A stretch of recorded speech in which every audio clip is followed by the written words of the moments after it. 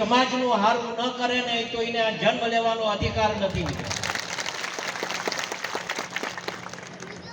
અને હું એમ કહું કે હું કોળી સમાજમાં જન્મ્યો છું અને હું તો ઠાકર ભગવાન પાસે પ્રાર્થના કરું કે મને આ ભાવ તો કોળીમાં આપ્યો ને, પણ આવતો ભાવ મને કોળીમાં આપજે કે અધૂરા કામો કઈક બાકી રહી જાય એ પૂરી કરીએ. મિત્રો, એક વાત સમજવી જરૂરી છે. અમે તો પ્રયત્ન કરીએ છીએ, હું હોઉં કે મોટા ભાઈ હોય, જે સમાજમાં જન્મેલો વ્યક્તિ હોય એ સમાજની સેવા કરી પ્રથમ એની સેવા એ જ ગણાય.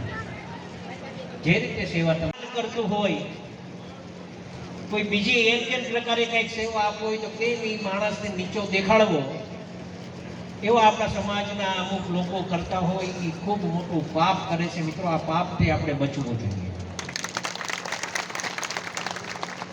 જે સેવા આપે, તમે બીજું કાંઈ કરો કે ન કરી શકો, પણ એને બિરદાવવાના પ્રયત્ન કરજો કે કદાચ એનું જોઈ અને બીજા કોઈક એના અનુસરે,